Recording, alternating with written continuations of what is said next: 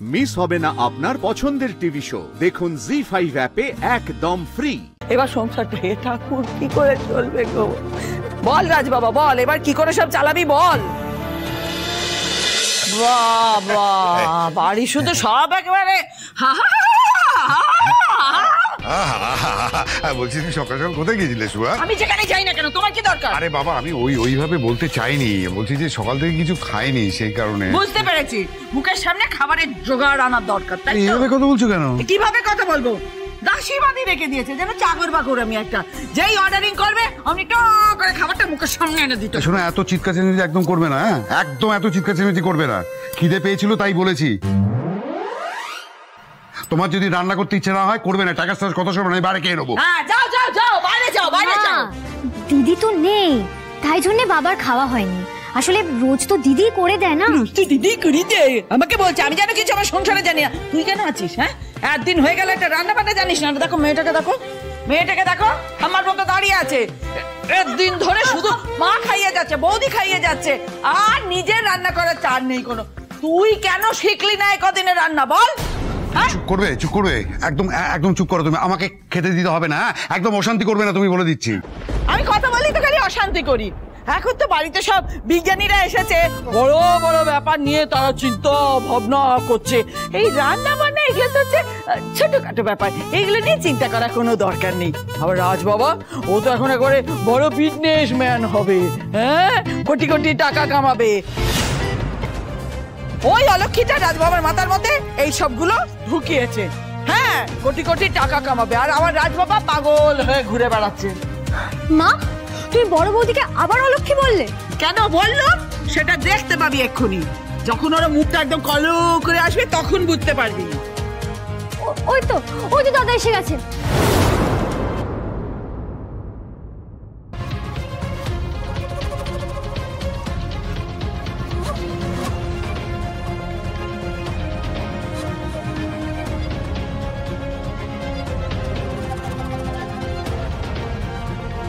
কি রে দাদা, কি হলো ওখানে?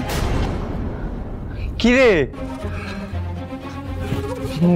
বৌদি, দাদা ওইভাবে ওখানে বসে গেল কেন? কি হয়েছে?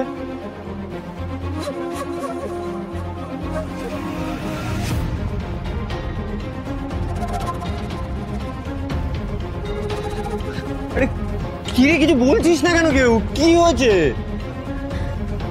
দাদা কি জল খাওয়ানো। হ্যাঁ হ্যাঁ হ্যাঁ আনছি।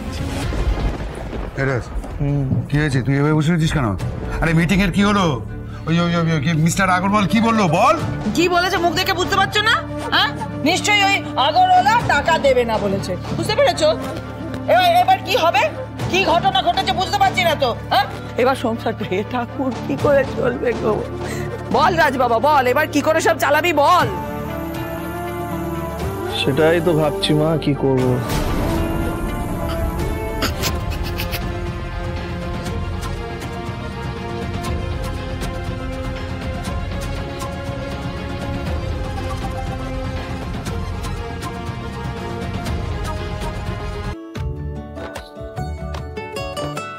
এই অ্যাকশন এইসব কি ব্যাপার বড়মা? কি হচ্ছে নাকি? মানে আমি কিছুই বুঝতে পারছি না। মানে ওকে জিজ্ঞাসা করছো, ও কোনো উত্তর দিচ্ছে না, তুমি হাসছো, ও আবার তোমার ইশারা করছে, আমি বুঝতে পারছি না মানে কি হয়েছে বলো।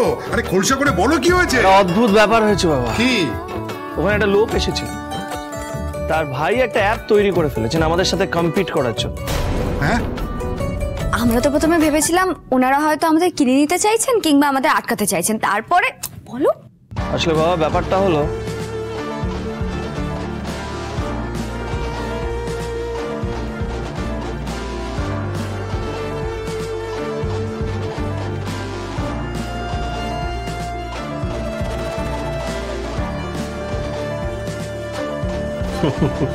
আরে আপনারা তো শুধুই দুজনে ব্যাপারটা পার্সোনালি নিয়ে একেবারে উত্তেজিত হয়ে গেলেন। উত্তেজিত হচ্ছে না, এই ব্যাপারটা সত্যি আমাদের কাছে পার্সোনাল আর ইমোশনাল।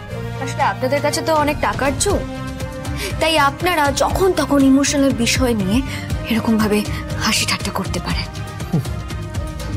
আর মিস্টার আগরওয়াল, আপনাকে আমি ভদ্রলোক ভেবেছিলাম, কিন্তু আমাদের আপনি এইভাবে অফিসে ডেকে মানে এরকম ট্রিট করবেন আমি ভাবতে পারিনি।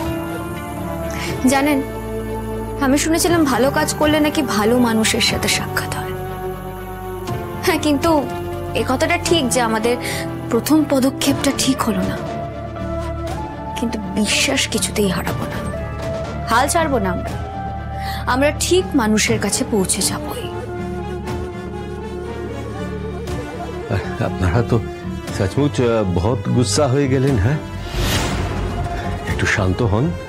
और আমার रिक्वेस्ट की एक बार सिर्फ एक बार शांति से पूरा कथाটা শুনিয়ে নিন एक बार प्लीज। শান্ত হয়ে এখানে থাকার কোনো দরকার নেই। আর মিস্টার আগরওয়াল, এভাবে অফিসে ডেকে আপনি আমাদের অপমান করলেন, এটা আমার সারা জীবন মনে থাকবে। শ্রী, এখানে আর দাঁড়িয়ে থেকে কোনো লাভ নেই, চলো। Wait wait wait wait wait mister Ghoshal, এটা বিজনেসের सबसे बड़ा कैपिटल কি আছে জানেন? দুটো জিনিস, ধীরজ और অন্য মানুষের কথা শোনার ক্ষমতা। মানে শুনুন, একটা গল্প বলি আপনাদের। প্লিজ স্যার, আপনার গল্প শুনে আমাদের সময় নষ্ট করার মতো সময় একদম নেই। না না মিসেস ঘোষাল, সময় নষ্ট করা নয়, আমি আপনাদের সময়ের গুরুত্ব বোঝাবো। জানেন, ছোটবেলায় না আমাদের পরিবারের অবস্থা খুব একটা ভালো ছিল না। সোজা করে বলতে গেলে প্রচন্ড অভাব ছিল, আর সেই অভাবের শিকার হতে হয় আমার বাবা মাকে। ঠিক সময় একজন ভালো ডাক্তার আর একটা অ্যাম্বুলেন্স জোগাড় করতে না পারার জন্য আমার মা বাবা দুজনকেই চলে যেতে হয়।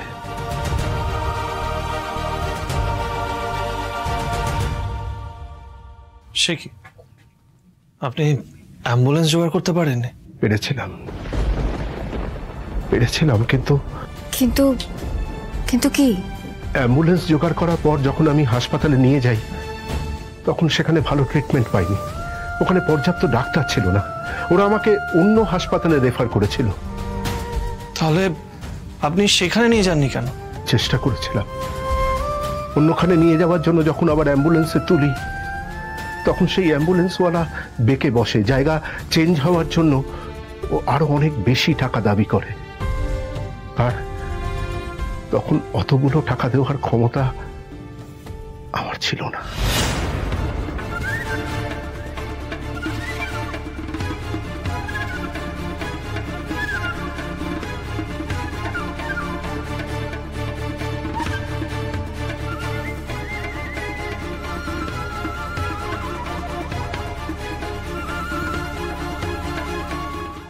জি5 ডাউনলোড করুন আর সব এপিসোড দেখুন একদম ফ্রি।